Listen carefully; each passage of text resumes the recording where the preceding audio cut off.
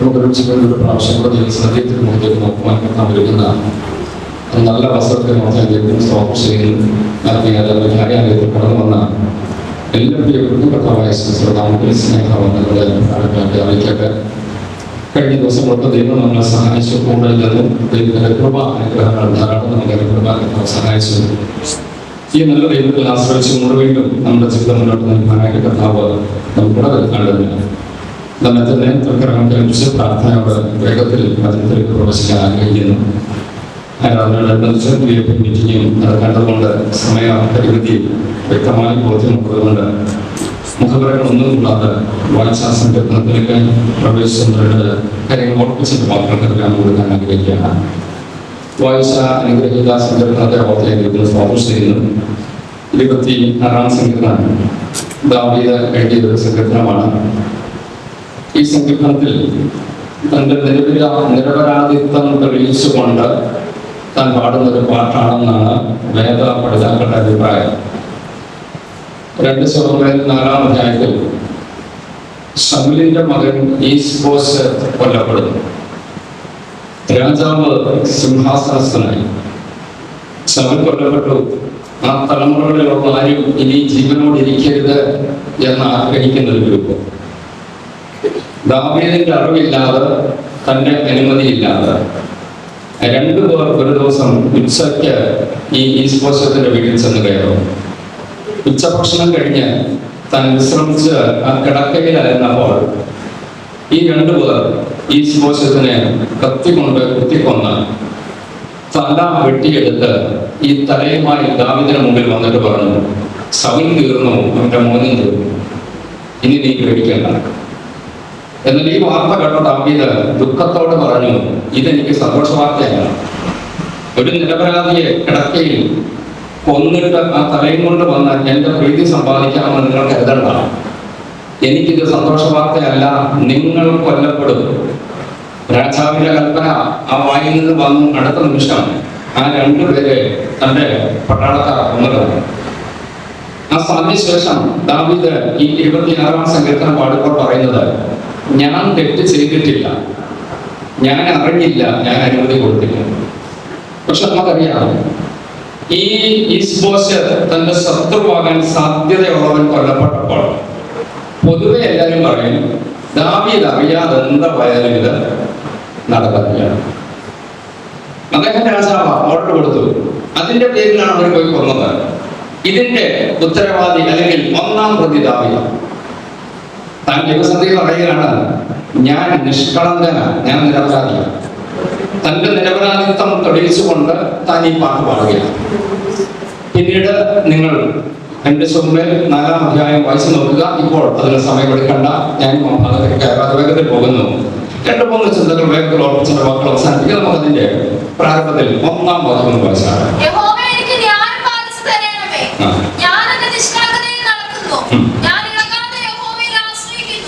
ദൈവത്തോട് പ്രാർത്ഥിക്കുകയാണ്, യഹോവേ എനിക്ക് ന്യായം പാലിച്ച് തരണമേ.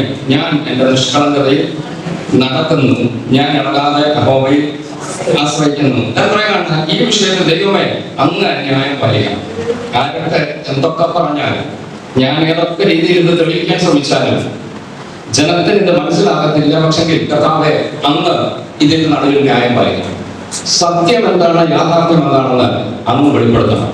തന്നോട് പറയുന്ന വാക്ക്, ഞാൻ എന്റെ നിഷ്കളങ്കതയിൽ, ഞാൻ ഈ വിഷയത്തിൽ ഞാൻ തെറ്റുകാരനല്ല, അതുകൊണ്ട് ഞാൻ ഇളകാതെ യഹോവയിൽ ആശ്രയിക്കുന്നു. ഇളകാതിരിക്കുന്നത് നിഷ്കളങ്കനായതുകൊണ്ട്. 11, 12, 13 വായിച്ചോളൂ. 11-ന്റെ പ്രാരംഭ ഭാഗം വായിച്ചാലും ഞാനോ എന്റെ നിഷ്കളങ്കതയിൽ നടക്കും. താൻ തുടക്കത്തിൽ തന്നെ പറഞ്ഞു, ഞാൻ എന്റെ നിഷ്കളങ്കതയിൽ നടക്കുന്നു.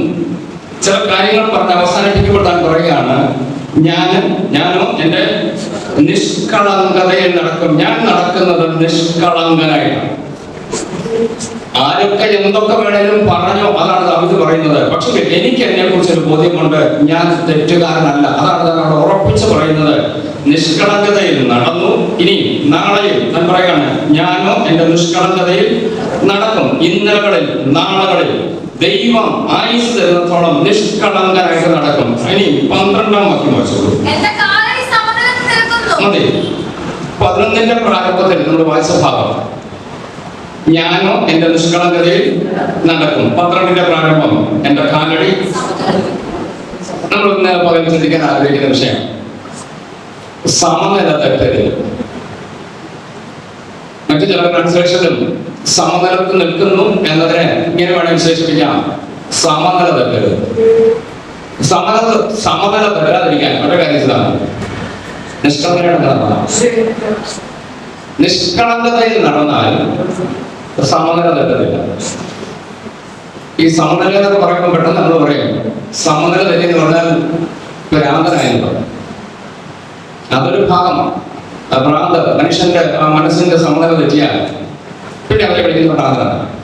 ട്രീറ്റ്മെന്റ് കൊടുക്കും, ചിലത് ശരിയാകും, ചിലത് ശരിയാകത്തില്ല, അങ്ങനെ അങ്ങ് പോകും. എന്നാൽ ഇന്ന് വചനത്തിലൂടെ ഞാൻ പറയാൻ ആഗ്രഹിക്കുന്നത്, ദൈവം എന്നെ വിളിച്ചതില്ല, നമ്മൾ ഓരോരുത്തരും കർത്താവ് എന്നെ വിളിച്ചതില്ല, നിത്യത കൊണ്ടല്ല.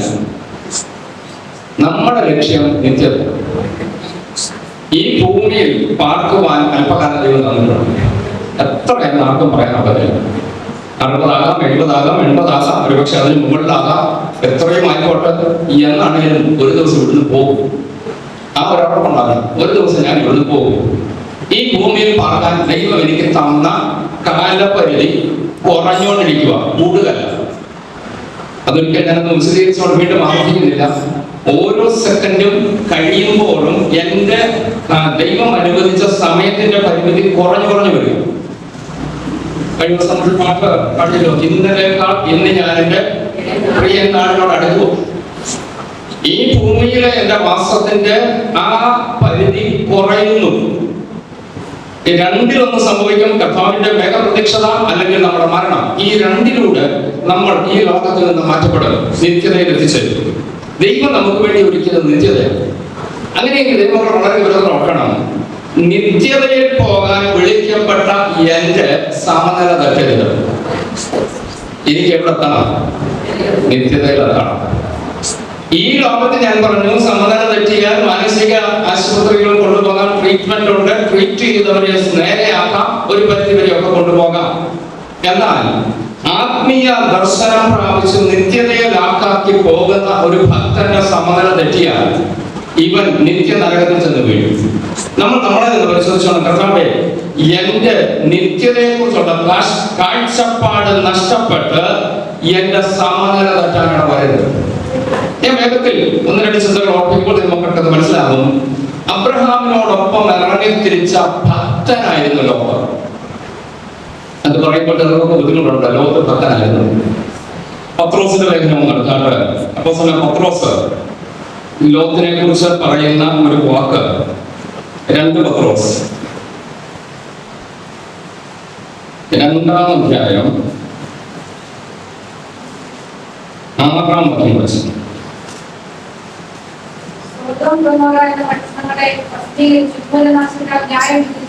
സോദോം ഗൊമോറ എന്ന പട്ടണങ്ങളെ പ്രസിദ്ധീകരിച്ച്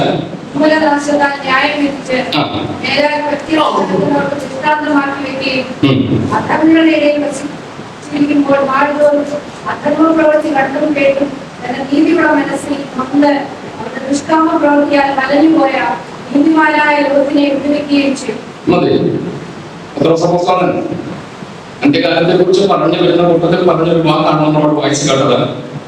അതിന്റെ 7-ാം വാക്യം മാത്രം ഞാനെന്ന് പറയുന്നു.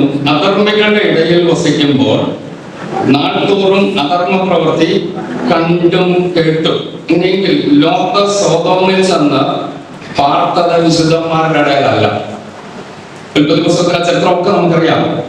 അധർമ്മികളുടെ ഇടയിൽ പാർക്കുമ്പോൾ നാൾതോറും അധർമ്മ പ്രവൃത്തി കണ്ടും കേട്ടും. താന് സോദോമിലേക്ക് ഇറങ്ങിപ്പോയി അവിടെ ചെന്ന് അധർമ്മികളുടെ ഇടയിൽ പാർത്ത് അവരുടെ അധർമ്മ പ്രവൃത്തി കണ്ടും കേട്ടും തന്റെ നീതിയുള്ള മനസ്സിൽ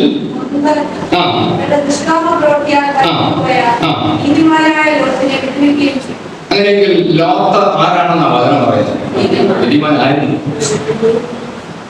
അബ്രഹാമിനോടൊപ്പം ഇറങ്ങി തിരിച്ചപ്പോ തനിക്ക് വഞ്ചന മനസ്സിലില്ല, കള്ളത്തരമില്ല. നമുക്കറിയാം, കൽദയരുടെ പട്ടണമായ ഊരിൽ നിന്ന് ദൈവത്തിന്റെ ദർശനം അബ്രഹാമിന് കിട്ടി. ഈ ദർശനം കിട്ടി അബ്രഹാം ഇറങ്ങി തിരിച്ചപ്പോൾ അവരുടെ വീട്ടുകാരും നാട്ടുകാരും എല്ലാം കൂടെ വന്നില്ലല്ലോ.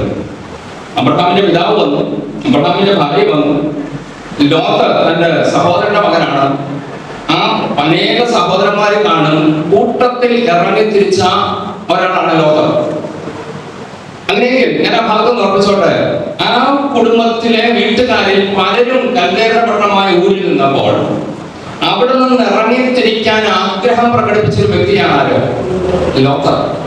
അബ്രഹാമിന് ദൈവം കൊടുത്ത ദർശനം അബ്രഹാം സ്വീകരിച്ചപ്പോൾ ലോത്തിനും ബോധ്യം വന്നു, തേജസ്സുള്ള ഒരു ദൈവമുണ്ട്, ഈ ദൈവത്തെ സേവിക്കാൻ ഞാനും ഇറങ്ങിത്തിരിക്കുന്നുവെന്ന് പറഞ്ഞ് സന്തോഷത്തോടെ ഇറങ്ങിത്തിരിച്ചവനാണ് ലോത്ത്. കാലം മുന്നോട്ട് ചെന്നപ്പോഴാണ് ലോത്തിനെ കുറിച്ച് ഒരു പ്രത്യേക പദം നമ്മൾ വായിച്ചു നമ്മൾ ശ്രദ്ധിച്ചല്ലോ. വലഞ്ഞുപോയ നീതിമാനായ ലോത്ത്. വലഞ്ഞുപോയി. പലതും കണ്ടും കേട്ടും അധർമ്മികളുടെയിൽ പാർത്തപ്പോൾ പലത് കണ്ടും കേട്ടും തന്റെ നീതിയുള്ള മനസ്സ് വേദനിക്കുക. ഒടുവിൽ താൻ ഇതിനകത്ത് പെട്ട തിരിച്ചു കയറാൻ കഴിയാത്ത രീതിയിൽ വലഞ്ഞുപോയ നീതിമാനായ ലോത്ത്. ഞാൻ വേഗം മുന്നോട്ട് പോകുന്നു. അങ്ങനെയെങ്കിൽ നമുക്കൊരു ആശയം മനസ്സിലായി. ലോത്ത് ഇറങ്ങി തിരിച്ച പ്രാകാരം നീതിമാന ഭക്തനായിരുന്നു. എന്നാൽ അബ്രഹാമിനോടൊപ്പം ഇറങ്ങി തിരിച്ചു 12-ാം അധ്യായം ഉൽപ്പത്തി പുസ്തകത്തിലേക്ക് വേഗം കൊണ്ടുവന്നാൽ 13-ാം അധ്യായം 13-ാം അധ്യായത്തിലേക്ക് വന്നു. ഉൽപ്പത്തി പുസ്തകം 13-ാം അധ്യായത്തിൽ ഈ അബ്രഹാമും ലോത്തും കൂടെ വേർപിരിയുന്ന ഒരു അനുഭവം 13-9 പ്രാരംഭിക്കുന്നു. ഉൽപ്പത്തി 13-9.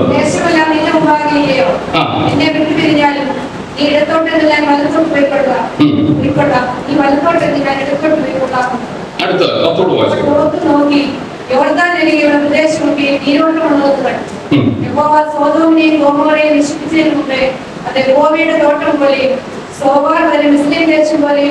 മതി. ആ ഭാഗത്ത് നമ്മൾ കാണുന്ന കാര്യമുണ്ട്.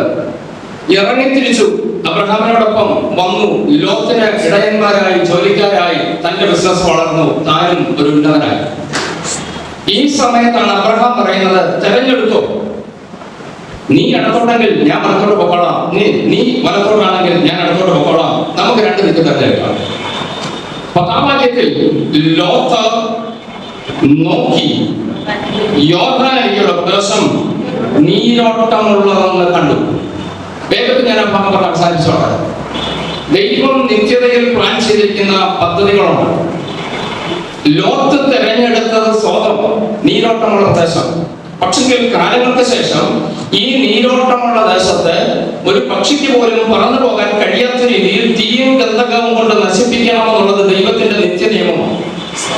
ഇത് മുന്നമേ ദൈവം പ്ലാൻ ചെയ്തിട്ടുണ്ട്. ഈ താൽക്കാലിക നേട്ടത്തെ നോക്കിക്കൊണ്ട് ലോത്ത് തീരുമാനിച്ചു, ഇപ്പോൾ എവിടെ പച്ചപ്പുണ്ട്, ഇപ്പോൾ എവിടെ നന്മയുണ്ട്, ഇപ്പോൾ എങ്ങോട്ട് പോയാൽ എനിക്ക് 10 പുത്തൻ ഉണ്ടാക്കാം, ഈ ചിന്തയോടെ എടുത്തു ചാടിയ ലോത്ത്. നമുക്കറിയാമല്ലോ, ഭാഗം 19-ാം അധ്യായത്തിലേക്ക് വരുമ്പോൾ കാണാൻ കഴിയുന്നത് സോദോമിനെ ഭസ്മീകരിക്കുക, തീയും ഗന്ധകവുമോട് നശിപ്പിക്കുക. ഇറങ്ങി ഓടിയ ലോത്തിനോട് ചോദിച്ച് എന്തോ കയ്യിലുണ്ട്. സോദോമിന്റെ ആ നന്മ കണ്ടുകൊണ്ട്, പച്ചപ്പ് കണ്ടുകൊണ്ട്, അനുഗ്രഹം കണ്ടുകൊണ്ട്, സമൃദ്ധി കണ്ടുകൊണ്ട് ഇറങ്ങി തിരിച്ചവൻ അവിടെ ചെന്ന് വിവാഹിതനായി, തനിക്ക് 2 മക്കളുണ്ടായി. ആ ഭാര്യ നമുക്കറിയാം ഓട്ടത്തിനിടയിൽ തിരിഞ്ഞു നോക്കി ഉപ്പതോടായി മാറി 2 മക്കളെയും കയ്യിൽ പിടിച്ചുകൊണ്ട് ഓടുന്ന ലോത്ത്. ലോത്തെ, നീ ധനാഠ്യനല്ലായിരുന്നോ, ഇപ്പോൾ എന്തിയെ? ലോത്തിന് പറവാൻ ഉണ്ടതോടെ മിച്ചമുണ്ട്.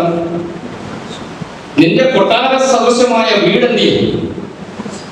നമുക്കറിയാമല്ലോ, ലോത്തിന്റെ വീട് ആ ദേശത്തെ ജനങ്ങളെല്ലാം കൂടെ വന്ന് തെള്ളി ഇടിച്ചു നോക്കിയിട്ട് ഇടിച്ചു വീഴ്ത്താൻ നോക്കിയിട്ട് പറ്റുന്നില്ല. വളരെ സ്ട്രോങ് ആയിട്ട് വന്ന വീട്. ഈ വീട് എന്തിയെ? എല്ലാം നഷ്ടപ്പെട്ട് ഒന്നുമില്ലാത്തവനെ ഒരു ഗുഹയിൽ പാർക്കുന്ന ലോത്ത്. വ്യക്തമായി ഞാൻ ഓർപ്പിച്ചോട്ടെ, ഈ ഗതികേട് ആ ഭാഷ തന്നെ ഉപയോഗിക്കുക. എന്തുകൊണ്ട് ലോത്തിന് വന്നു? ഒറ്റ വാക്കി പറഞ്ഞാൽ ലോകത്തിന്റെ സമാനത ഇറങ്ങിയതില്ല. നിങ്ങൾ കൂടിയില്ലേ? തേജസ്സുള്ള ദൈവത്തെ കാണണം. നിത്യതയെ ലാക്കാക്കിക്കൊണ്ട് ഇറങ്ങിയതാണ്. ലക്ഷ്യം അബ്രഹാമിനോടൊപ്പം തേജസ്സില്ലാത്ത ദൈവങ്ങളെ വിട്ടിട്ട് തേജസ്സുള്ള ദൈവത്തെ സേവിക്കണം. ദൈവം അടിസ്ഥാനമിട്ട് പണിത ആ വീട്ടിൽ എനിക്ക് എത്തണം. ഈ ലക്ഷ്യത്തോടാണ് ലോകത്ത് ഇറങ്ങിത്തിരിച്ചതെങ്കിലും കാലം മുന്നോട്ട് ചെന്നപ്പോൾ ഈ ലോകത്തിന്റെ ചില പച്ചപ്പ് തന്റെ സമനില തെറ്റിച്ച് ദൈവം വളരെ ഗൗരവത്തോടെ ലോകത്തിന്റെ അന്ത്യം ഭയാനകമായിരുന്നു. നിങ്ങൾ പിന്നീട് ഭാഗം വായിച്ചു നോക്കുക. സോവർ എന്ന പട്ടണം ദൈവത്തോട് ചോദിച്ചു വാങ്ങി അവിടെ പാർക്കാൻ കഴിയാനിട്ട് അവർ ഗുഹയിൽ പാർത്തു. പർവ്വതത്തിൽ ചെന്ന് ഗുഹയിൽ പാർത്തു. അവിടെ വെച്ച് ലോത്തിന്റെ മക്കൾക്ക് ലോത്തിനാൽ 2 കുഞ്ഞുങ്ങൾ ജനിച്ചതായിട്ട് നമുക്കറിയാം. അമ്മോന്യരും മോവാബിലും എന്ന ആ തലമുറ ജനിച്ചു. അവസാനം ലോത്തിനെ കുറിച്ച് എങ്ങനെ ഒരു ശവമടക്കം നടന്നു കാണുന്നില്ല. ആ ഗുഹയിൽ കിടന്ന് പ്രായമായപ്പോൾ മരിച്ചതാണ്. എന്തുകൊണ്ട് സംഭവിച്ചു? ഞാൻ പറഞ്ഞോട്ടെ, സമനില തെറ്റി. വ്യക്തമായി ദൈവം പ്രവർത്തനമാണ്. കർത്താവ് വിളിച്ചു, ഇറങ്ങി തിരിച്ചു. എന്റെ ലക്ഷ്യം നിത്യതയാണ്. ദൈവം അടിസ്ഥാനമിട്ട് പണിയുന്ന വീടാണ് എന്റെ ലക്ഷ്യം. കർത്താവെ, ആ ലാക്കാക്കി പോകുമ്പോൾ എന്റെ മനസ്സിന്റെ സമനില തെറ്റിക്കുന്നതൊന്നും എന്റെ മുമ്പിൽ വരരുത്. അതിന്റെ പിന്നാലെ പോകാൻ ഇടവരരുത്. എനിക്ക് നിത്യരാജ്യത്ത് എത്തിച്ചേരണം കർത്താവെ. ഈ ആഗ്രഹത്തോടെ വേണം ദൈവം കച്ചവടം. 9-ാം വായിച്ചതാണെങ്കിൽ 9 വായിച്ചേക്കാം. 13-9 അബ്രഹാമിന്റെ ആ കാഴ്ചപ്പാടൊന്ന് ശ്രദ്ധിച്ചോ. ദേശമെല്ലാം നിന്റെ മുമ്പാകെ ഇല്ലയോ? എന്നെ വിട്ടുപിരിഞ്ഞാലും മതി. അബ്രഹാം ആ ചോയ്സ് തെരഞ്ഞെടുക്കാനുള്ള അവസരം ലോകത്തിന് വിട്ടുകൊടുത്തു. കാരണം എബ്രായത്തിൽ ഒരു വാക്യം കൂടെ വായിക്കാം. 14-ാം അധ്യായം നമുക്കറിയാവുന്ന വചനമാണെങ്കിലും ഒന്ന് വായിച്ചു കേൾക്കുന്നത് നല്ലതായിരിക്കും. 11-ാം അധ്യായത്തിൽ അബ്രഹാമിനെ കുറിച്ച് പറയുന്ന ഒരു പ്രത്യേക പദം 9-ാം വാക്യം വായിച്ചോളൂ.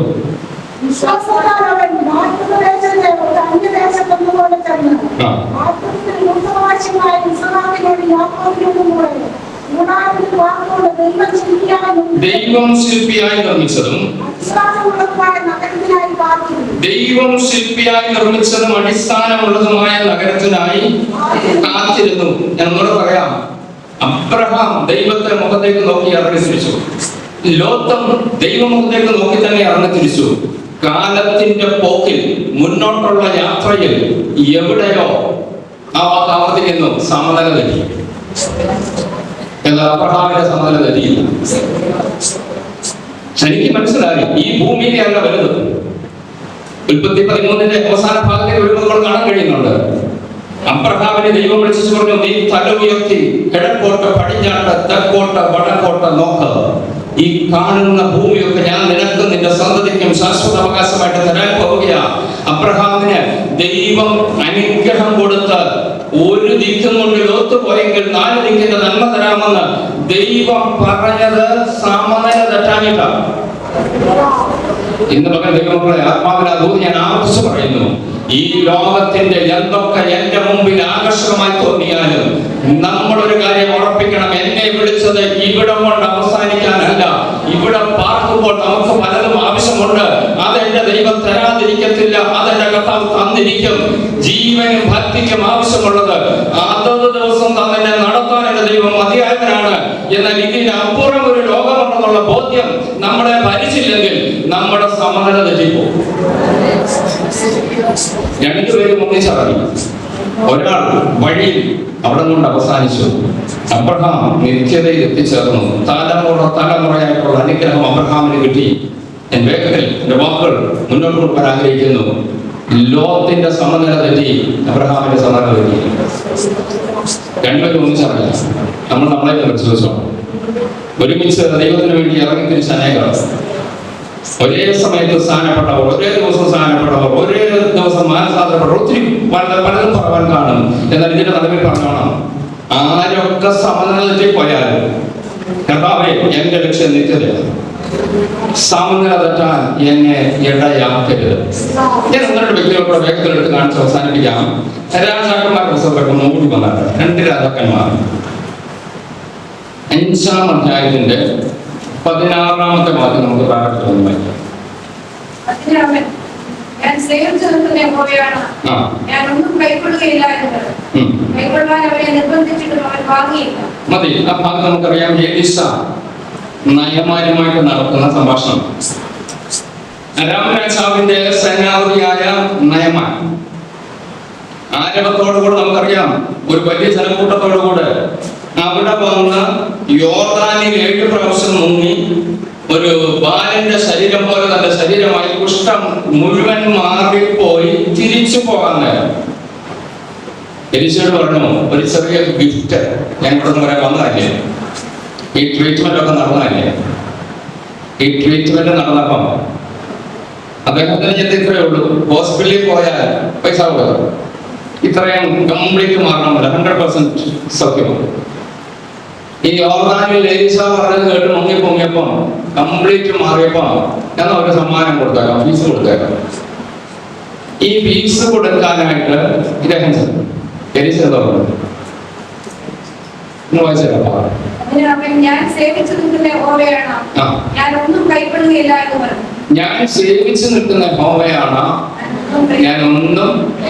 കൈക്കൊള്ളുകയില്ല.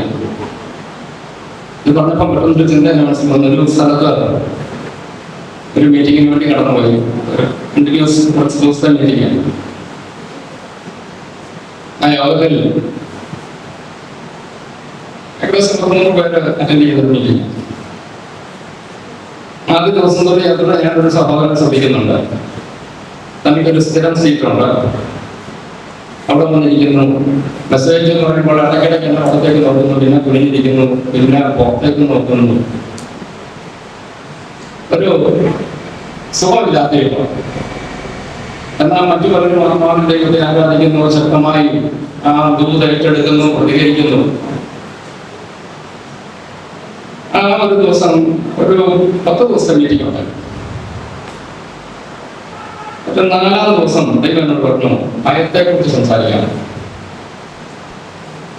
കണ്ടിന്യൂസ് 4-5 മീറ്റിങ്ങുകൾ ഭയത്തിൽ നിന്ന് ഉൾപ്പെടുക, ഈ വിഷയം ഞാൻ സംസാരിച്ചു. അതിൽ ഒരു ദിവസം ഈ മെസ്സേജ് നടന്നുകൊണ്ട് പെട്ടെന്ന് ആത്മാവിലാകും, ചാടി എഴുന്നേറ്റ് കൈ അടിച്ച് ദൈവത്തെ ആരാധിക്കും. ഞാൻ അനുഭവപ്പെട്ടു പോയി. കാരണം ആ ദിവസം വരെ വാ തുറന്നൊരു സ്വപ്നം പോലും പറയാത്ത മനുഷ്യൻ ചാടി എടുത്ത് ആരാധന. അപ്പോഴത്തേക്കും അടുത്തിരുന്നവർ എല്ലാവരും കൂടെ ആരാധനയാണ് അവരുടെ അന്തരീക്ഷം. യോഗം കഴിഞ്ഞ എടുക്കുന്നു. പാസ്റ്റർ എന്ന് പറഞ്ഞത് മുൻപേ എന്റെ കാര്യമാണ്. നമ്മുടെ അച്ഛനെ എനിക്കറിയത്തില്ല, നമ്മൾ ആദ്യമായിട്ടൊക്കെ കാണുന്നത്. അദ്ദേഹം ഒരു ഇലക്ട്രിസിറ്റി ബോർഡിൽ ആ ദേശത്ത് ഗസറ്റഡ് റാങ്കിൽ റിട്ടയർ ചെയ്ത മനുഷ്യനാണ്. ഒറ്റ മകനേ ഉള്ളൂ. മകൻ ഒരു മെക്കാനിക്കൽ എഞ്ചിനീയറായി നല്ല നിലയിൽ ജോലി ചെയ്തു. അദ്ദേഹം എന്നോട് പറഞ്ഞത്, എന്നെ ഭയം അലട്ടുക. എന്തോ പറഞ്ഞു, എനിക്ക് ഭയങ്കര ഭയം. ഞാൻ ചിന്തയാണ് ഭയപ്പെടുന്നത്. ഞാൻ അന്നേരം അദ്ദേഹം പരിചയപ്പെടുന്നത്. ഞാൻ ചിന്താനെന്തോ ജോലി, ഞാൻ റിട്ടയർഡാണ്. എൻ്റെ ആ ഒഫീഷ്യൽ റാങ്കൊക്കെ പറഞ്ഞു. നല്ല പെൻഷനുണ്ട്, മോന് നല്ല ശമ്പളമുണ്ട്. അദ്ദേഹത്തിൻ്റെ വൈഫ് ഒരു ടീച്ചറാണോ നേഴ്സാണോ എന്ന് നോക്കുന്നില്ല, അവരും ഉന്നതമായ നിലയിലാണ്. റിട്ടയർഡാണ്, പൈസയ്ക്ക് ഒരു കുഴപ്പമില്ല. അദ്ദേഹം പറഞ്ഞു വന്നു പറഞ്ഞു, ഞാൻ ഇന്ന് യോഗം കഴിഞ്ഞ് ഒരു സൈക്യാട്രിസ്റ്റിനെ കാണാൻ പറഞ്ഞിരിക്കുമായിരുന്നു ഈ ഭയത്തിൽ നിന്നുള്ള വിടുതലിന് വേണ്ടി. പക്ഷെ ഇന്നത്തെ മെസ്സേജിൽ ദൈവം എന്നോട് ഇടപെട്ടു, എന്റെ ഭയമാണ്. അദ്ദേഹം പറഞ്ഞ അടുത്തൊരു വാചകം, സൈക്യാട്രിസ്റ്റിനെ കണ്ടാലും പൂർണ്ണമായി മാറുന്ന എനിക്ക് ബോധ്യമില്ല, പക്ഷെ ഇത് പൂർണ്ണമായിട്ട് മാറും. അതിനുശേഷം അദ്ദേഹം പോക്കറ്റിൽ നിർത്തി പൈസ എടുത്തിട്ട് സൈക്യാട്രിസ്റ്റിന്റെ ഫീസായിട്ട് കൊടുക്കാനിരുന്നതാണ്. ഇത് പാസ്റ്റർ സ്വീകരിച്ചു. അത് കഴിഞ്ഞ് വെച്ചോ, ഇപ്പൊ എനിക്ക് വേണ്ട. ഈ നയമാന്റെ ചക്രം പെട്ടെന്ന് കൺട്രോൾ കൊടുക്കുന്നു. അതൊക്കെ ജനങ്ങൾ പറയുന്നത് അതൊക്കെയാണ് വന്നിട്ടുള്ളത്. ഈ ഏലീശ സൗഖ്യമാക്കിയപ്പോ നയമാൻ തിരിച്ചത്, ആ സൗഖ്യമാക്കിയ പാസ്റ്റർ ഒരു ഫീസ് കൊടുക്കാം. അതൊക്കെ നയമാൻ ചെയ്തത്. ഒന്ന് വായിച്ചേ, ഒരിക്കലും വായിച്ചു. ഞാൻ സേവിച്ചു നിൽക്കുന്ന യഹോവയാണ്, ഞാൻ ഒന്നും കൈക്കൊള്ളുകയില്ല എന്ന് പറഞ്ഞു. മതി. അങ്ങനെയൊക്കെ ഞാൻ ആ ഭാഗം വളരെ ഇവിടുത്തെ പുറത്തോണം. ഏലീശ ഒന്നും മേടിക്കത്തില്ലായിരുന്നു, മേടിക്കുമായിരുന്നു. അവര് കഴിച്ചത് അങ്ങനെയാണല്ലോ. പക്ഷെങ്കിൽ ആ ഒരു പ്രത്യേക കേസിൽ ഏലീശ തീരുമാനിച്ചു, ഇതിനെ ഞാനൊരു ബിസിനസ് ആക്കുന്നില്ല. തന്റെ അടുക്കൽ വന്ന് പ്രാർത്ഥിച്ച് സൗഖ്യം കിട്ടിയപ്പോൾ ആ സൗഖ്യത്തിന്റെ കൂലിയായിട്ട് നയമാൻ ഇത് കൊടുത്തേച്ച് പോയാൽ നയമാൻ നാട്ടിൽ ചെന്തോ പറയുന്നത് പ്രാർത്ഥിച്ചു, അങ്ങേര് പറഞ്ഞതൊക്കെ കേട്ടു, പക്ഷെ ഞാൻ എന്തോടെ കൊടുത്തു, ഞാൻ ഫീസും കൊടുത്ത. എലീശ പറഞ്ഞു എനിക്കിത് വേണ്ട, ഇല്ലാതെ ഉണ്ടായിട്ടല്ല, ഇല്ലാത്ത സന്ദർഭമാണ്. നിങ്ങൾ ആ പിന്നീട് വായിച്ചു നോക്കണം. എലീശ ആ സമയത്ത് പട്ടിണിയുണ്ട്, ദാരിദ്ര്യമാണ്, അവർക്ക് എന്തുവാ താമസിക്കാൻ വേണ്ട വീട് പോലും ഇല്ല. അവർ താമസിക്കുന്നിടം വലുതാക്കാൻ കാട്ടിൽ പോയി മരം വെട്ടാൻ പോയപ്പോ കോടാലി പോലും ഇല്ല. അത് വെക്കാണ്ടോന്ന് വായ്പ എടുത്തതാണ്. ആ ഒരു സാഹചര്യമാണ്. ഇങ്ങനെ വന്നപ്പോൾ എലീശ തീരുമാനിച്ചു, നയമാന്റേത് വാങ്ങി എന്റെ ദർശനം നഷ്ടമാക്കരുത്. എന്നാൽ അടുത്തൊരു വാക്യം വേഗത്തിൽ ഓർമ്മിക്കാം. 5-ാം അധ്യായത്തിന്റെ 20 തൊട്ടുള്ള വാക്യങ്ങൾ വായിച്ചു. അവൻ അവനെ വിട്ട്, നയമാൻ എലീശയെ വിട്ട് കുറെ ദൂരം പോയ ശേഷം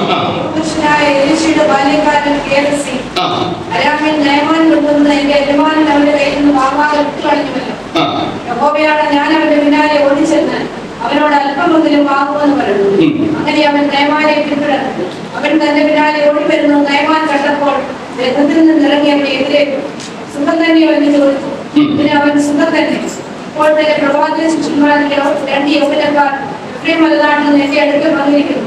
അവർക്ക് ഒരു കാലത്ത് വെള്ളിയും 2 കൂട്ടം വസ്ത്രവും തരണമേ എന്ന് പറയാൻ എന്റെ യജമാനൻ എന്നെ പറഞ്ഞയച്ചിരിക്കുമെന്ന് പറഞ്ഞു. നേരത്തെ ഇത് 2 കാലത്ത് വാങ്ങണമേ എന്ന് നയമാൻ പറഞ്ഞു.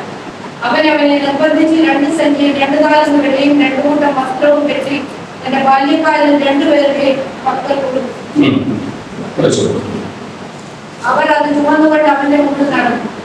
കുന്നിനരികെ എത്തിയപ്പോൾ അവൻ അത് അവരുടെ കയ്യിൽ നിന്ന് വാങ്ങി വീട്ടിൽ സൂക്ഷിച്ചു വെച്ചിട്ട് ബാല്യക്കാരെ അയച്ചു കളഞ്ഞു. ഈ നയമാന്റെ ബാബിലോൺ നമുക്കറിയാം ഏറ്റവും ബെസ്റ്റ് സാധനങ്ങളാണ് അവിടെ ഉള്ളത്. ഇത് കണ്ട് എലീശയ്ക്ക് കൊടുക്കാമെന്ന് പറഞ്ഞിട്ട് എലീശ വേണ്ടെന്ന് പറഞ്ഞു. പക്ഷെങ്കിൽ ഇവരങ്ങോട്ട് പോയി കഴിഞ്ഞപ്പോൾ നമ്മുടെ ലക്ഷ്യത്തിലേക്ക് വേണ്ടി ഓടി വരിക ഗേഹസിയുടെ സമനില. ഞങ്ങളുടെ സ്വന്തമായിട്ടാണ് പറയുന്നത്, നിങ്ങളുടെ കൂടെ ഉണ്ടെന്ന് കരുതുന്നു. ഗേഹസിയുടെ സമനില ഗേഹസി പറഞ്ഞു, എടാ ഇതുണ്ടെങ്കിൽ ഒരാഴ്ച മുഴുവൻ കഴിയാനുള്ളത് 2 താലന്ത് വെള്ളി 2 സഞ്ചിക്കാന്നാണ് കൊടുത്തേക്കുന്നത്. താലന്തെന്ന് പറയുമ്പോൾ പല കണക്കുകളുണ്ട്, ഏകദേശം കണക്ക് 30 എന്നൊക്കെ പറയുന്നുണ്ട്. എന്ത് പറയും ഇത്രയും കിലോ കണക്കിന് വെള്ളി കിട്ടിയപ്പോൾ ഇതുകൊണ്ട് എന്റെ ആയുസ് മുഴുവൻ കഴിയാം. യജമാനൻ വേണ്ടെന്ന് പറഞ്ഞു. നിങ്ങൾ പറയാം എലീശ ആ സമയത്ത് പട്ടിണിയാണ്, ബുദ്ധിമുട്ടുണ്ട്, പ്രയാസങ്ങളുണ്ട്. താൻ തീരുമാനിച്ചു ഈ യജമാനന്റെ എലീശയോടെ കഴിഞ്ഞാൽ എന്റെ ആയുസ് ഗതി പിടിക്കത്തില്ല, അങ്ങനെയെങ്കിൽ ഇവന്റെ പുറകെ പോകാം. എന്നാൽ ആ ഭാഗം എനിക്ക് വളരെ രസകരമായിട്ട് തോന്നിയൊരു ചിന്തയുണ്ട്. നയമാൻ ഇയാളോട് ഒന്നും ചോദിച്ചില്ല, പക്ഷെ ഇവൻ വേണ്ടാത്ത കഥ പറയുന്നുണ്ട്. നിങ്ങൾ ഭാഗം ശരിക്കും മനസ്സിലാക്കി വായിക്കണം.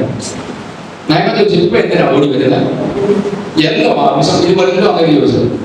അങ്ങനെ ഒന്നും ചോദിച്ചില്ല. ഇറങ്ങി സ്നേഹിച്ചു. ഇപ്പം തന്നെ എഫ്രൈം മലനാട്ടിൽ നിന്ന് 2 ബൈബിൾ കോളേജിലെ സ്റ്റുഡൻസ് വന്നു, അവർക്ക് കൊടുക്കാൻ ഒന്നുമില്ല. യജമാനൻ എന്നോട് പറഞ്ഞു, പെട്ടെന്ന് പോയി നീ ആ നയമാന്റെ വല്ലതും മേടിച്ചോളൂ. ആരുടെ പേരോട് എടുത്തിട്ടു? എലീശയുടെ പേരോട്. ദൈവങ്ങൾ വളരെ ഉറപ്പാണ്. ആത്മീയ ലോകത്തിന് ദൈവത്തിന്റെ പേര് പറഞ്ഞുകൊണ്ട് തട്ടിപ്പ് നടത്തുന്ന ഒത്തിരിയാണോ? നമ്മൾ ഒത്തിരി സൂക്ഷിച്ചോണം. നമ്മളാരും തട്ടിക്കുന്നവരല്ല, പക്ഷെ നമ്മൾക്ക് തട്ടിപ്പ് പറ്റാതിരിക്കാൻ സൂക്ഷിച്ചോണം. ദൈവത്തിന്റെ പേരും പറഞ്ഞുകൊണ്ട് ഇറങ്ങിത്തിരിക്കുന്ന ഒത്തിരി പേരുണ്ട്. ഇവർ വന്നിച്ച് പറയുകയാണ്, നയമാനോട് പറയുകയാണ്, യജമാനൻ എന്നെ പറഞ്ഞു വിട്ടതാ, ഇദ്ദേഹത്തിന് എങ്ങനെയെങ്കിലും ഈ കൊണ്ടുവന്ന ലോഡൊന്ന് ഇറക്കിയിട്ട് പോകണം, ഇതുകൊണ്ട് വീണ്ടും അങ്ങോട്ട് പോകാൻ ആഗ്രഹമില്ല, എവിടെയെങ്കിലും ഒന്ന് കളഞ്ഞിട്ട് പോകണമെന്ന് കണ്ടവൻ തീരുമാനിച്ചു, എന്നാൽ ഇവരുടെ അതിലിട്ട് പോകണം. 2 ബാല്യക്കാർ ചുമ്മിക്കൊണ്ട് വന്നപ്പോൾ നമ്മുടെ പ്രത്യേകം വായിച്ചു.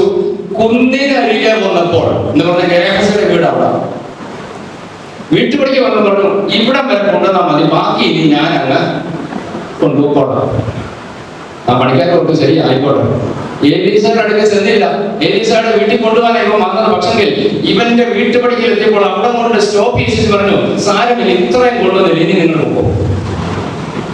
അവരവിടെ നിർദ്ദേശിച്ചു പോയി. ഇവൻ ഇതെടുക്കണ്ടോ വെച്ചത് വീട്ടിൽ കൊണ്ട് വെച്ചത് അതൊക്കെ ഞാൻ ഭാഗങ്ങളൊന്നും വായിപ്പിക്കുന്നില്ല, വേഗത്തിൽ പോവാ. ഞാൻ ചോദിച്ചോട്ടെ, ഈ ഗാലക്സിക്ക് സമനില തരി റിസൾട്ട് എന്താ? അതിന്റെ അവസാന ഭാഗം വായിച്ചത് 27-ാം ഭാഗം വായിച്ചത്. ആകയാൽ നയമാന്റെ കുഷ്ഠം നിനക്കും എന്നേക്കും വിളിച്ചിരിക്കുമെന്ന് അവനോട് പറഞ്ഞു. ഹിമം പോലെ വെളുത്ത കുഷ്ഠരോഗിയായി അവനെ പുറപ്പെട്ടു. ഞാൻ ചോദിച്ചോട്ടെ, പഴയ നിയമത്തിന്റെ പ്രമാണം നമുക്കറിയാം, കുഷ്ഠരോഗിക്ക് പൊതു സമക്ഷത്ത് വരാൻ അനുവാദമില്ല. പാളയത്തിന് കുറച്ച് പ്രത്യേക സ്ഥലം കൊടുത്ത് അവിടെ പാർക്കുന്നത്. ഈ നയമാൻ കൊടുത്ത ഫോറിൻ ഡ്രസ്സസ് ഇപ്പൊ എന്ത് ചെയ്യും? അത് വിട്ട് നാളെ ആ എലീശയുടെ മുമ്പിലൂടെ അല്ലെങ്കിൽ മറ്റു പ്രവാചക ശിഷ്യന്മാരുടെ മുമ്പിലൂടെ കണ്ടോടാ, നീയൊക്കെ എത്ര നാളെ ഇറങ്ങി തിരിച്ച് നോക്ക്, എന്റെ ഡ്രസ്സ് കണ്ടോ, എന്റെ മക്കള് ധരിച്ചേക്കുന്ന കണ്ടോ എന്നൊക്കെ പറഞ്ഞ് പദ്ധതി ഇട്ട് പോയവൻ ഇതിൽ ഒരെണ്ണം പോലും ഇപ്പൊ ഇടാൻ കഴിയില്ല. ഇവനാരായി? കുഷ്ഠരോഗിയ. ഇനി ഇട്ടാലും ആരെയും കാണുന്നു, അത് ഇവിടെ വീട്ടിലിരിക്കും. ദൈവങ്ങളെ വേഗത്തിൽ മുന്നോട്ട് പോട്ടെ. ഈ ലോകത്തിന്റെ ചില തിളക്കങ്ങൾ, ചില നന്മകൾ മുമ്പിൽ കൊണ്ടുവന്ന് പിശാച് നമ്മുടെ മുമ്പിൽ കാണിക്കുമ്പോൾ സമനില തെറ്റരുത്. എനിക്കില്ലാത്തത്, ഞാൻ ഒരു ആയുസ് മുഴുവൻ അധ്വാനിച്ചാൽ കിട്ടാത്തത്, എന്റെ ആരോഗ്യം കൊണ്ട്, എന്റെ വിദ്യാഭ്യാസം കൊണ്ട്, എന്റെ കഴിവ് കൊണ്ട് എനിക്ക് നേടിയെടുക്കാൻ ഞാൻ എത്ര ശ്രമിച്ചാലും പറ്റാത്ത ചിലത് പിശാച് മുമ്പിൽ കൊണ്ട് തരുമ്പോൾ ദൈവമക്കളെ സമനില തെറ്റരുത്. എനിക്ക് ഇന്ന് ഇതേ ഉള്ളിൽ അത് മതി, എന്റെ ദൈവം അതാണ് അനുവദിച്ചെങ്കിൽ എനിക്ക് അത് മതി എന്ന് പറഞ്ഞുകൊണ്ട് പ്രമാണം വിട്ടു മാറാതെ ഉറച്ചു നിന്നാൽ നിത്യതയിൽ നമുക്ക് എത്തിച്ചേരാൻ കഴിയും. ഇല്ല എങ്കിൽ ഈ ലോകം കൊണ്ട് അവസാനിക്കും. ഞാൻ വീണ്ടും ആവർത്തിച്ച് പറയുന്നു, ദൈവം വിളിച്ചത് ഇവിടം കൊണ്ട് അവസാനിക്കാനല്ല, നിത്യതയിൽ എത്താനാണെങ്കിൽ നമുക്ക് പറയാം, കർത്താവേ എന്നെ നിത്യതയിൽ എത്തിക്കാൻ എനിക്ക് ആവശ്യമുള്ളത് ഇവിടെ അങ്ങ് തരുന്നുണ്ടല്ലോ, അത് മതി കർത്താവേ. നമുക്കൂടെ സമനില ഭക്തന്മാരെയൊക്കെ ചരിത്രം നമുക്കറിയാം. ഉടനെ തിരിച്ച പലരും കാലം മുന്നോട്ട് ചെന്നപ്പോൾ സമനില തെറ്റിപ്പോയി. വിളിച്ചതെന്തിനാ? ആ ബോധ്യം നഷ്ടപ്പെടുന്നത്. ഇവിടെ എന്തെങ്കിലും ആകാനാണെങ്കിൽ ഞാൻ പറഞ്ഞല്ലോ, ഈ മാർഗത്തിലേക്ക് വരണമെന്നില്ലല്ലോ. ഏതെല്ലാം മാർഗങ്ങളുണ്ട്. നമ്മുടെ ദൈവം വിളിച്ചത് നിത്യതയ്ക്ക് വേണ്ടിയാണെങ്കിൽ, കർത്താവേ നിത്യത പ്രാപിക്കാൻ തടസ്സമായി എന്റെ ജീവിതത്തിൽ ഒന്നും ഉണ്ടാകരുത്. എനിക്ക് വേണ്ടി കർത്താവ് എല്ലാം ഈ ഭൂമിയിൽ വേണ്ടതൊക്കെ ഒരുക്കി വെച്ചിട്ടുണ്ട്. തക്ക സമയത്ത് എനിക്കത് തരാൻ എന്റെ ദൈവം വിശ്വസ്തനാണ്. എനിക്കത് അറിയാം. കർത്താവേ അന്ന് എനിക്ക് കിട്ടിയാൽ ഞാൻ ഒന്ന് രണ്ട് വ്യക്തികളോട് എടുത്ത് കാണിച്ചത് വാക്കുകൾ അവസാനിപ്പിക്കാം. തിമോത്തിയോസിന്റെ ലേഖനത്തിൽ അപ്പോസ്തലൻ പൗലോസ് തിമോത്തിയോസിന് ലേഖനം എഴുതുമ്പോൾ തന്നോട് പറഞ്ഞ ചില വാക്കുകൾ നമുക്കൊന്ന് ശ്രദ്ധിക്കാം. 2 തിമോത്തിയോസ് 4-ാം അധ്യായത്തിന്റെ 10-ാം വാക്യം വായിച്ചു.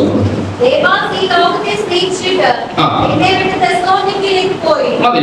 പൗലോസ് തന്റെ അവസാന ലേഖനമാണ് തിമോത്തിയോസിന്റെ ലേഖനം. തിമോത്തിയോസിന് എഴുതുമ്പോൾ പറയുകയാണ്, ദേമാസ് എന്നെ സ്നേഹിച്ച്, ഈ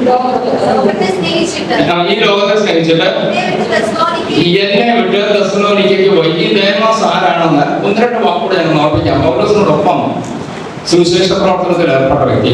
കൊലോസ്യ ലേഖനം വന്നിട്ട് 4-ാം അധ്യായത്തിന്റെ 14-ാം വാക്യം. കൊലോസ്യ സഭയ്ക്ക് ലേഖനം എഴുതുമ്പോൾ ദേമാസിനെ കുറിച്ച് എടുത്തു പറയുന്ന ഒരു വാക്ക്, വൈദ്യനായ പ്രിയ ലൂക്കോസും വൈദ്യനായ പ്രിയ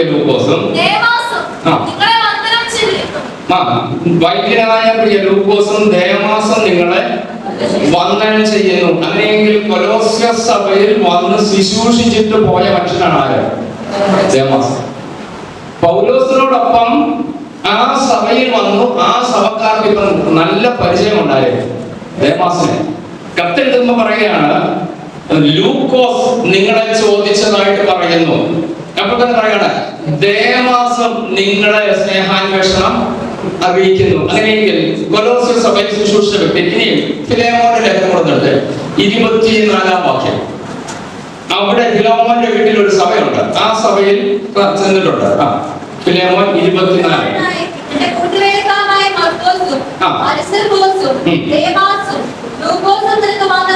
മതി. അവിടെയും ചിലരുടെ പേര് 1 വയസ്സാണ് വാക്യങ്ങള്.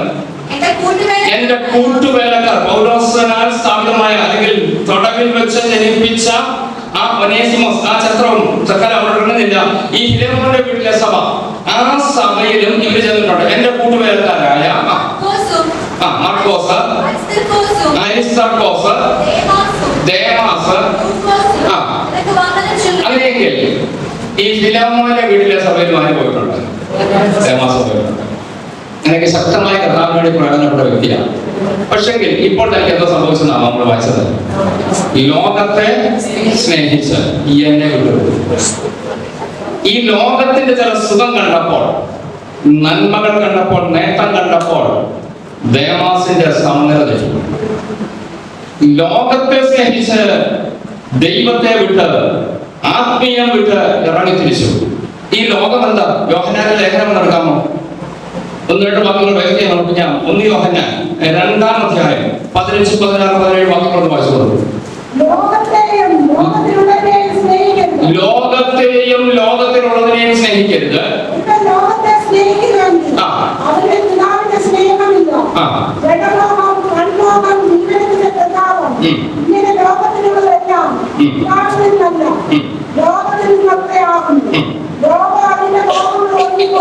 ലോകവും അതിന്റെ മോഹവും ഒഴിഞ്ഞു പോകും. മതി. അങ്ങനെയെങ്കിൽ ഈ ദേമാസിനെ പറ്റിയത് ലോകത്തെ സ്നേഹിച്ചു. ഈ ലോകത്തിന്റെ ചില നന്മകൾ കണ്ടപ്പോൾ, ഉയർച്ച കണ്ടപ്പോൾ, പേര് കിട്ടുമെന്ന് കണ്ടപ്പോൾ ഈ ലോകത്തിന്റെ പിന്നാലെ പോയി, ദൈവത്തെ വിട്ടു മാറിപ്പോയി. യോഹന്നാൻ അപ്പോസ്തലൻ വളരെ വ്യക്തമായിട്ട് പറയുന്ന വാക്ക് മറക്കരുത്. ലോകവും അതിന്റെ മോഹവും ഒഴിഞ്ഞു പോകും. അല്ലെങ്കിൽ ഒന്നുകൂടെ പറയട്ടെ, ഒഴിഞ്ഞു പോകുന്നതാണ് ഈ ലോകം, നിലനിൽക്കുന്നതല്ല. തിരിച്ചറിയണം. ദൈവഇഷ്ടം ചെയ്യുന്നവനോ എന്നേക്കും ജീവിക്കും. അങ്ങനെയെങ്കിൽ എന്നേക്കും ജീവിക്കാൻ ദൈവത്തിന്റെ ഇഷ്ടമാവരുത്. എന്റെ ദൈവത്തിന്റെ ഇഷ്ടം ചെയ്ത് ജീവിച്ചാൽ നിത്യതയിൽ നിലനിൽക്കുന്ന ഒരു പ്രതിഫലം എനിക്കുണ്ട്. നിത്യതയിൽ ഞാൻ എത്തിച്ചേരും. പക്ഷെ ഈ ലോകത്തിന്റെ പിന്നാലെ പോയാൽ ഇത് ഒഴിഞ്ഞു പോകുന്ന ലോകമാ, നിലനിൽക്കുന്നതല്ല. ദൈവമക്കളെ, സമനില തെറ്റരുത്.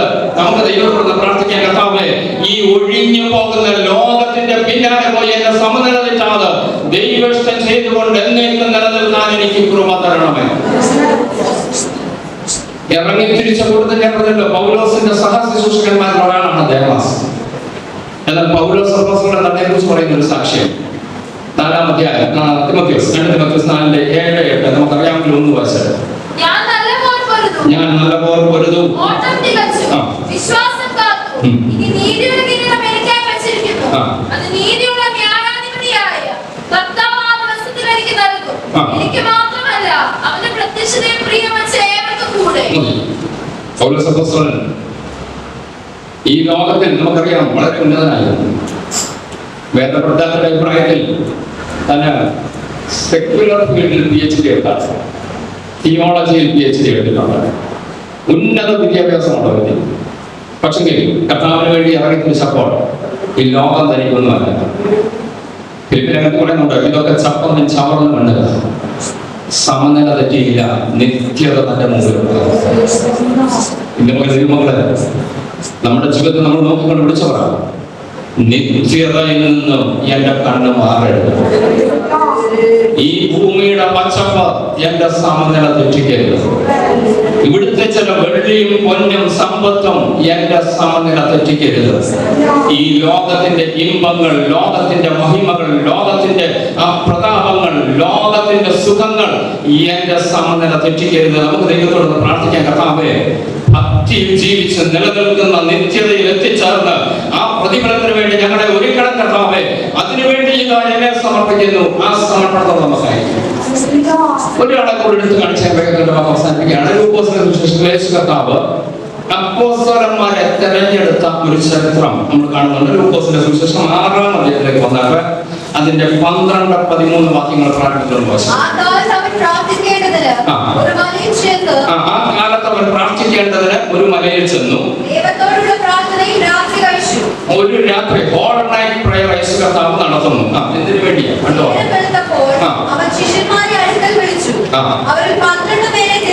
മതി. ആ ഭാഗം നമ്മൾ വായിക്കുമ്പോൾ നമ്മൾ പലപ്പോഴും 12 ശിഷ്യന്മാരെന്ന് പറയാറുണ്ട്. ശിഷ്യന്മാർ 12 അല്ല, ശിഷ്യന്മാർ വളരെയുണ്ട്. യേശുവിന്റെ പിന്നാലെ അനുഗമിക്കുന്നവരെല്ലാം ശിഷ്യന്മാരാണ്. എന്നാൽ ആ ശിഷ്യന്മാരിൽ നിന്ന് 12 പേരെ തിരഞ്ഞെടുത്തു. ആ വാക്യം ഒരിക്കൽ കൂടെ വായിച്ചോളൂ. 13-ാം വാക്യം. നേരം വെളുത്തപ്പോൾ, അങ്ങനെയെങ്കിൽ നേരം വെളുത്തപ്പോൾ ശിഷ്യന്മാർ എത്രയുണ്ടെന്ന് നമുക്ക് അറിഞ്ഞുകൂടാ. തന്റെ പിന്നാലെ വന്ന ശിഷ്യന്മാരെ അടുക്കൽ വിളിച്ച് അവരിൽ 12 പേരെ തിരഞ്ഞെടുത്തു. അടുത്തത്, അങ്ങനെയെങ്കിൽ യേശുവിനോടൊപ്പം നടന്ന 12 പേര് അപ്പോസ്തലന്മാരാണ്. ശിഷ്യന്മാരെ അടുക്കൽ വെച്ചു. 10-1 വായിക്കുന്നുണ്ട്, വേറെ 70 പേരെ അവർ പറഞ്ഞയച്ചു. അങ്ങനെയെങ്കിൽ യേശുവിന്റെ ശിഷ്യന്മാർ എത്രയാണ്? അപ്പോസ്തലന്മാർ 12. ഈ 12 പേരെ തിരഞ്ഞെടുത്തത് ഒരു രാത്രി മുഴുവൻ പ്രാർത്ഥിച്ചിട്ടുണ്ട്. ശിഷ്യന്മാരുടെ കൂട്ടത്തിൽ കർത്താവേ, പിതാവിനോട് പ്രാർത്ഥിച്ചു, പിതാവേ, എനിക്ക് ഒത്തിരി ശിഷ്യന്മാരോട് എന്നോട് കൂടെ ഇരിപ്പാൻ, അയക്കപ്പെടുവാൻ, അപ്പോസ്തലത്വ ശുശ്രൂഷയ്ക്ക് വേണ്ടി എനിക്ക് ഈ കൂട്ടത്തിൽ 12 പേര് ആരാണ് കാണിച്ചു തരണമെന്ന് ദൈവത്തോട് പ്രാർത്ഥിച്ചു. അങ്ങനെ പിതാവ് കാണിച്ചു കൊടുത്ത 12 പേർ, ആ കൂട്ടത്തിൽ ആരുമുണ്ട്? യൂദാമുണ്ട്. തെരഞ്ഞെടുത്തപ്പോൾ യൂദാ മോശക്കാരനൊന്നുമല്ല, നല്ല മനുഷ്യനാണ്.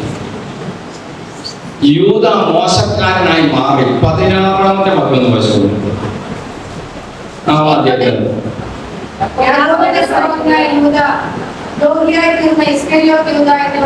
മതി, അവിടത്തേക്ക് വന്ന് ശ്രദ്ധിച്ചോ. ദ്രോഹിയായി തീർന്ന, അപ്പൊ തെരഞ്ഞെടുത്തപ്പോ പിന്നെന്തല്ലായിരുന്നു? ദ്രോഹിയല്ലായിരുന്നു. ഞങ്ങളുടെ കർത്താവ് രാത്രി മുഴുവൻ എഴുതി പ്രാർത്ഥിച്ച് പിതാവ് കാണിച്ചു കൊടുത്തു. ആ ഒരു വലിയ സമൂഹം മുന്നിൽ നിൽക്കുക. അതിലിങ്ങനെ ഓരോരുത്തരെ ഇങ്ങനെ ആ ചുറ്റോട് ഒരു 100 പേരെങ്കിലും ഉണ്ടെന്ന് കരുതുക. വ്യവസ്ഥില്ല, എത്രയെങ്കിലും നിന്നച്ച കൂട്ടത്തിൽ നിന്ന് യോഹന്നാൻ വന്നാണ്. യോഹന്നാൻ വന്നു. അപ്പുറത്തുണ്ട് യാക്കോബ് മാർദ്ദിക്കും. ഓരോരുത്തരുടെ പേര് പറഞ്ഞ കൂട്ടത്തിൽ യൂദ മുന്നോട്ട് വന്നാണ്. അങ്ങനെയെങ്കിൽ പിതാവ് പറഞ്ഞു ഈ 12 പേരാ ബെസ്റ്റ് അപ്പോസ്തലന്മാർ. അങ്ങനെ 12 പേരെ തിരഞ്ഞെടുത്തു. പക്ഷെ കാലം മുന്നോട്ട് ചെന്നപ്പോൾ യൂദയെ കുറിച്ച് പറയുന്നത് ദ്രോഹിയായി, അങ്ങനെ തന്നെയല്ലേ? ഒന്ന് ശ്രദ്ധിച്ചില്ലേ? ദ്രോഹിയായി തീർന്ന ഇസ്കരിയോത്ത യൂദ. അവൻ തെരഞ്ഞെടുക്കപ്പെടുന്ന ദ്രോഹിയല്ല. ഞാൻ ചോദിച്ചോട്ടെ, യൂദയുടെ സമ്മതം തെറ്റിയത് കാലം മുന്നോട്ട് ചെന്നപ്പോൾ ആ പണത്തിന്റെ കിലുക്കം കണ്ടപ്പോൾ അവന്റെ സമ്മതം തെറ്റി. അവസാനം നമുക്കറിയാമോ, ഞാൻ വിശദീകരിക്കുന്നില്ല, കയറിൽ കെട്ടിഞ്ഞാന്ന് തന്റെ ജീവിതം അവസാനിപ്പിച്ചു. ആരാ? വചനം അറിയാത്തവനല്ല. യേശുവിന്റെ തിരുവായിൽ നിന്ന് കേട്ട സത്യങ്ങൾ, അത്ഭുതങ്ങൾ, ആ 3.5 വർഷം കൂടെ കടന്ന് അത്ഭുതങ്ങളുടെ പരമ്പര കണ്ട് ദൈവത്തിന് സ്തോത്രം ചെയ്തവരാണ്. അവസാനം ആ കുടൽ തുറിച്ചു വീണ് താഴെ വീണ് ചെതറിപ്പോയി ആ ലോകത്തിൽ നിന്ന് മാറ്റപ്പെട്ടത്. വിടുതലോടെ യേശുവിനോടൊപ്പം നടന്നവന്റെ സമനില തെറ്റിയപ്പോഴാണ് സംഭവിച്ചത്. നമുക്ക് യേശുവിനെ കുറിച്ച് അറിയാമല്ലോ. ഏത് ഉപദ്രവം ഏറ്റപ്പോഴും, ചെയ്യാത്ത തെറ്റവന്റെ മേൽ ആരോപിച്ചപ്പോഴും സമനില തെറ്റാതെ സന്തോഷത്തോട് സ്വീകരിച്ച വ്യക്തിയാണ് യേശു. എന്റെ ഇവിടെ വാക്കുകൾ അവസാനിപ്പിക്കുമ്പോൾ ഓർമ്മിച്ചോട്ടെ, നമ്മുടെ ജീവിതം നമ്മളൊന്ന് പരിശോധിച്ചാൽ ഞാൻ ആദ്യം പറഞ്ഞ ഒന്നുകൂടെ ആവർത്തിക്കുന്നു. ആയി സത്ര എന്നത് നമുക്കറിഞ്ഞു. കർത്താവിന്റെ വരവ് എപ്പോഴെന്ന് നമുക്കറിഞ്ഞുകൂടാ. ഈ ചെറിയ ആഴ്ചയിൽ നമ്മുടെ സമനില തെറ്റ് നമുക്ക് ദൈവത്തോട് പ്രാർത്ഥിക്കാം. കർത്താവേ, സമനില തെറ്റാതെ ദൈവത്തെ മാത്രം മുമ്പിൽ കണ്ടുകൊണ്ട് ജീവിപ്പാൻ എനിക്ക് കൃപ തരണമേ. 1-2 വാക്യം വേഗം ഞാൻ ഓർപ്പിച്ച് വിശദീകരിക്കുന്നില്ല. സമനില തെറ്റാതിരിക്കണമെങ്കിൽ എന്ത് ചെയ്യണം? 16-ാം സങ്കീർത്തനം 8-ാം വാക്യം കൊടുത്ത് വായിച്ചു.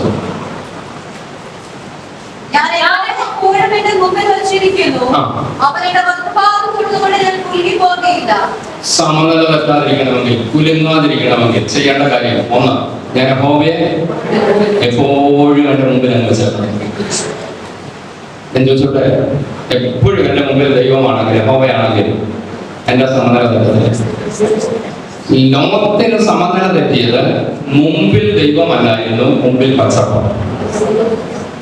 ഗേഹസിയുടെ സമനില തെറ്റിയത് മുമ്പിൽ ദൈവമല്ലായിരുന്നു, മുമ്പിൽ നയമാന്റെ സമ്മാനം. ദേമാസിന് സമനില തെറ്റിയത് മുമ്പിൽ ദൈവമല്ലായിരുന്നു, മുമ്പിൽ ലോകമായിരുന്നു. യൂദായ്ക്ക് സമനില തെറ്റിയത് യേശു കൂടെ ഉണ്ടെങ്കിലും തന്റെ മുമ്പിൽ ഈ ലോകത്തിന്റെ ചെറുതായിരുന്നു. സമനില തെറ്റാതിരിക്കാൻ ആ വാക്ക് ഞാൻ കൂടെ ആവർത്തിക്കുന്നു. ഞാൻ യഹോവയെ എപ്പോഴും എന്റെ മുമ്പിൽ വെച്ചിരിക്കുന്നു, അവൻ എന്റെ വലത്ത് ഭാഗത്തുള്ളത് കൊണ്ട് ഞാൻ കുലുങ്ങി പോകത്തില്ല. സമനില തെറ്റാതിരിക്കാൻ നമുക്ക് പറയാം, കർത്താവേ യഹോവയെ ഞാൻ എപ്പോഴും എന്റെ മുമ്പിൽ വെച്ചു. ഇന്ന് പകൽ മുമ്പിൽ ഞാൻ ആത്മാവിനെ പറഞ്ഞോട്ടെ, മുമ്പിൽ എപ്പോഴും ദൈവമാണെങ്കിൽ നിന്റെ മുമ്പിൽ മറ്റൊന്നും കയറി വരത്തില്ല. മറ്റൊന്നിനെയും എന്റെ ദൈവത്തിന്റെ മുമ്പിൽ കയറ്റാൻ അനുവദിക്കരുത്. കൃപ, ദൈവകൃപ. എനിക്കും എന്റെ ദൈവത്തിനും ഇടയിലേക്ക് മറ്റൊന്ന് കയറി വരാൻ ഞാൻ അനുവദിക്കരുത്. മറ്റെന്തും എന്റെ ദൈവത്തിന്റെ പിന്നിൽ മതി. ഞാൻ എപ്പോൾ നോക്കിയാലും എനിക്ക് കാണാൻ കഴിയുന്നത് എന്റെ ദൈവത്തെ കാണാൻ കഴിയണം. എന്റെ ദൈവം എന്റെ മുമ്പിലുണ്ടെങ്കിൽ ഞാൻ ആവർത്തിച്ചോട്ടെ, എന്റെ സമനില തെറ്റി പോകത്തില്ല. അനേക വാക്കുകളുണ്ടെങ്കിൽ ഒരു വാക്കുകൂടെ ഓർമ്മിച്ചാൽ അവസാനിപ്പിക്കും. 55-ാം സങ്കീർത്തനത്തിന്റെ 22-ാം വാക്കുകൾ വായിച്ചു. നിന്റെ മാനം യഹോവയുടെ വെച്ചുകൊള്ളുക, അവൻ നിന്നെ പുലർത്തും. നീതിമാൻ കുലുങ്ങി പോകുവാൻ അവൻ ഒരു നാളും സമ്മതിക്കയില്ല. രണ്ടാമത്തെ ചിന്തയുടെ പറഞ്ഞു അവസാനിപ്പിക്കുന്നു. ഭാരം ഈ ഭൂമിയിൽ നമ്മൾ ഭാരം പോകണം. ആർക്കാ ഭാരമില്ലാതെ? ഏതെങ്കിലും ഭാരമുണ്ട്. ഒന്നുകിൽ ശാരീരികം, അല്ലെങ്കിൽ മാനസികം, അല്ലെങ്കിൽ ഭൗതികം. ഏതെങ്കിലും ഭാരം എല്ലാവരും വഹിക്കുന്നു. ഈ ഭാരം വരുമ്പോ ഭാരം ഞാൻ ഈ ഭാരം വഹിച്ചുകൊണ്ട് നിന്നാൽ ഈ ഭാരം പരിഹരിക്കാനുള്ള മാർഗം ഞാൻ അന്വേഷിക്കും. ചിന്തിച്ചു, ഈ ആയുസ് മുഴുവൻ ഈ എലിശയിലൂടെ കഴിഞ്ഞാലും നല്ല ഒരു നില ഞാൻ എത്തത്തില്ല. തന്റെ ചിന്തയാണ്, തന്റെ ഭാരം. എന്റെ മക്കള് അവർക്ക് വിദ്യാഭ്യാസം കൊടുക്കാൻ പറ്റുമോ? നല്ല ഡ്രസ്സ് മേടിച്ചു കൊടുക്കാൻ പറ്റുമോ? ഈ എലിശയിലൂടെ, ഈ മനുഷ്യരോട് ഇയാളെ പഠിപ്പിക്കാറില്ല, ഇയാളത് ആരോടൊന്നും മേടിക്കുന്നുമില്ല. ഈ ഗതികെട്ട മനുഷ്യരോട് നിന്നാൽ ഞാനും ഇതുപോലെ സംഭവിക്കും. ഈ ഭാരം തന്നെ അലട്ടിയപ്പോൾ ഭാരമാണ് തന്റെ സമനില തെറ്റിച്ചത്. നിങ്ങളുടെ കാര്യം ഓർത്താൽ മതി. ഭാരം അങ്ങോട്ട് നിങ്ങളെ അലട്ടുന്ന ഭാരം അത് തലമുറയെ കുറിച്ചുള്ള ഭാരമാകാം, സാമ്പത്തിക ഭാരമാകാം, നിങ്ങളെ അലട്ടുന്ന രോഗം ആ ഭാരമാകാം. ഏത് ഭാരവും ആകട്ടെ, ആ ഭാരം കർത്താവിന്റെ മേലൊന്നിടാമോ? ഹല്ലേലൂയ. ഞാൻ ആവർത്തിച്ച് പറയുന്നു, നിന്റെ ഭാരം യഹോവയുടെ മേലൊന്നിടാമോ? നിന്റെ സമനില തട്ടത്തില്ല. കർത്താവിന്റെ ഭാരം ഏറ്റു കഴിഞ്ഞാൽ പിന്നീട് ഞാൻ ഫ്രീ ആയിട്ട് എനിക്ക് നടക്കാൻ കഴിയും. പലപ്പോഴും വെച്ചും വിറച്ചും വീണ്ടും എഴുന്നേറ്റും ഒക്കെ പോകുന്നതിന്റെ കാരണം ഭാരം എന്റെ തലയിൽ ഇരിക്കുന്നുണ്ട്. ഞാൻ വാക്കുകൊണ്ട് അവസാനിപ്പിക്കട്ടെ. ഒരു നിമിഷം നമ്മുടെ കണ്ണുകൾ പറഞ്ഞു നമുക്ക് ഒരുമിച്ച് തോന്നുന്നതാണ്. ദൈവമുഖത്തേക്ക് നോക്കി ഇറങ്ങി തിരിച്ച ദൈവവൈദ്യനുണ്ട്. സമനില തെറ്റാൻ ദൈവം ആഗ്രഹിക്കുന്നില്ല. ദൈവം നമ്മളെ കുറിച്ച് ആഗ്രഹിക്കുന്നത് വാചനത്തിന്റെ വ്യവസ്ഥയിൽ നിന്നുകൊണ്ട് തിരുമുഖത്തേക്ക് നോക്കി ചുവടുകൾ എടുത്തു വെക്കുമ്പോൾ എനിക്ക് വേണ്ടി വലിയവ ചെയ്യുന്ന ഒരു ദൈവമുണ്ടെന്നുള്ള ബോധ്യത്തോട് നമുക്ക് പറയാം, കർത്താവേ ഒരിക്കലും എന്റെ നിത്യത നഷ്ടമാകരുത്. Hallelujah, hallelujah. യോർദാന്റെ പച്ചപ്പ് കണ്ടുകൊണ്ട് താൽക്കാലിക നേട്ടമെന്ന് പറഞ്ഞുകൊണ്ട് ഭക്തനാണ്, നീതിമാനാണ് ഇറങ്ങി തിരിച്ച ലോകത്ത് ആ പച്ചപ്പ് കണ്ടപ്പോൾ തന്നെ സമനില തെറ്റിയത്. തന്റെ കുടുംബം പോലും തകർന്നു പോകാത്ത നിലയിലേക്ക് എത്തിച്ചേർന്നെങ്കിൽ ഈ ദിവസം ദൈവമക്കളെ നമുക്ക് പറയാം, അബ്രഹാമിനെ പോലെ എനിക്കുള്ളതും മതി. ആരെങ്കിലും എന്തെങ്കിലും കൊണ്ടുപോകുന്നെങ്കിൽ കൊണ്ടുപോകട്ടെ, അതിന്റെ നടുവിൽ എന്റെ സമനില തട്ടത്തില്ല. പിടിച്ചു നിൽക്കാമോ? നിനക്ക് വേണ്ടി ചില നന്മകൾ ഒരുക്കാൻ ദൈവം വിശ്വസ്തനാണ്. Hallelujah, hallelujah. ഗാഹസിയെ പോലെ എന്തെങ്കിലും കണ്ട് അതിന്റെ പിന്നാലെ പോയി കുഷ്ഠം ബാധിച്ച് സമൂഹത്തിൽ ഇറങ്ങാൻ കഴിയാത്ത വിധത്തിൽ ഒരു മുറിക്കകത്ത് ഒതുങ്ങി കഴിയേണ്ടി വന്ന അനുഭവം ദൈവമക്കളെ നമുക്ക് ഉണ്ടാകരുത്. ദൈവത്തോട് പറയാം, എലീശയെ മാനിക്കുന്ന ഒരു സമയമുണ്ട്. പിന്നത്തെ ആ ഭാഗം വായിക്കുമ്പോൾ കാണാൻ കഴിയുന്നുണ്ട്, എലീശയെ ദൈവം മാനിച്ച അനുഭവങ്ങളുണ്ട്.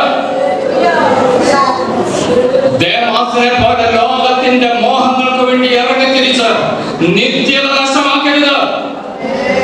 നീതിയുടെ കിരീടത്തിന് വേണ്ടി ഓടുവാൻ നമുക്ക് തയ്യാറാക്കാം. ആ ദിവസത്തിൽ പൗലോസ് പറയണേ, എനിക്ക് മാത്രമല്ല അവന്റെ പ്രത്യക്ഷതയിൽ പ്രിയം വെച്ച ഏവർക്കും ആ കിരീടം കിട്ടുമെങ്കിൽ ദൈവമക്കളെ ഇവിടുത്തെ ചിലതിനു വേണ്ടി ഈ ലോകത്തിന്റെ പിന്നാലെ ഓടി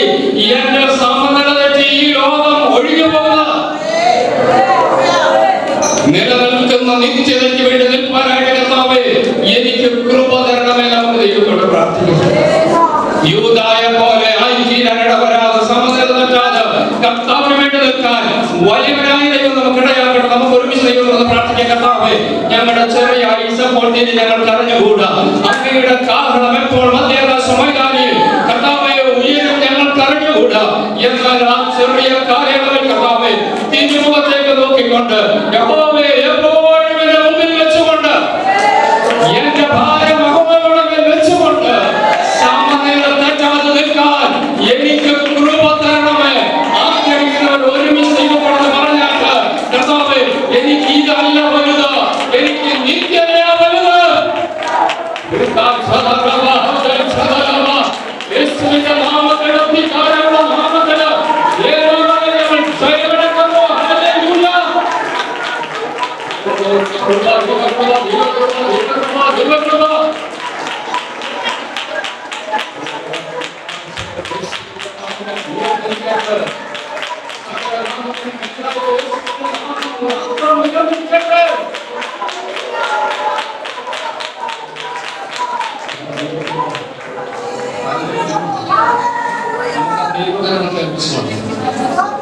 ദൈവത്തോടും പറയാം. കർത്താവേ, ഈ ഭൂമിയിൽ ദൈവത്തിന്റെ ആയുസ് പൂർത്തീകരിച്ച് നിത്യതയിൽ എത്തുമ്പോൾ കർത്താവെ തേജസ്സോടെ കാണപ്പെടാൻ ഞങ്ങൾ പ്രാർത്ഥിക്കുന്നു. അതിന് ഈ വചനം ഒരു മുഖാന്തരമാകട്ടെ എന്നുള്ള പ്രാർത്ഥനയാണ്. ഞാൻ വാക്കുകൾ അവസാനിപ്പിക്കണം. നമുക്കൊരു എഴുന്നേൽക്കാൻ കഴിയുന്നു. ബുദ്ധിമുട്ടുള്ളവർക്ക് ഒരു പാട്ടിന്റെ വരികൾ നമ്മൾ ചേർന്ന് പാടാൻ പോകുന്നത്. ലോകസുഖ സൗകര്യങ്ങളാകുന്ന പ്രതാപങ്ങൾ മോടിയോടുകൂടെ എന്നെ മാടി വിളിച്ചാൽ പറയണം, സുന്ദര മനോഹര നിന്നെ പിരിഞ്ഞി ലോകയാത്ര ഞാൻ ചെയ്യത്തില്ല കർത്താവേ. എനിക്ക് ഈ ലോകം വേണ്ട കർത്താവേ, എനിക്ക് അങ്ങേ മതി. നമുക്കൊരുമിച്ച് ദൈവസന്നിധിയിൽ ചേർന്ന് പാടി നമുക്ക്